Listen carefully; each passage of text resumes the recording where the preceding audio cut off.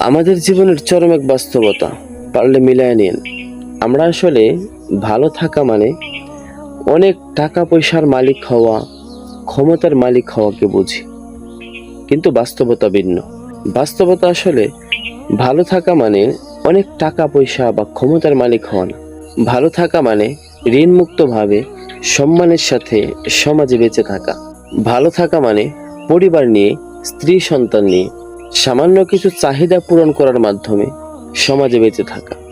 ভালো থাকা মানে অন্তরের প্রশান্তি।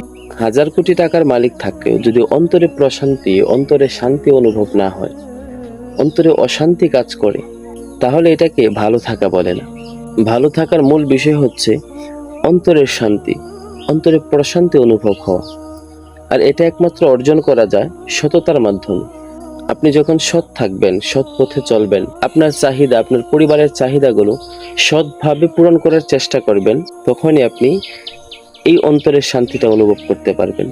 আর এটাকেই বলা হয় ভালো থাকা।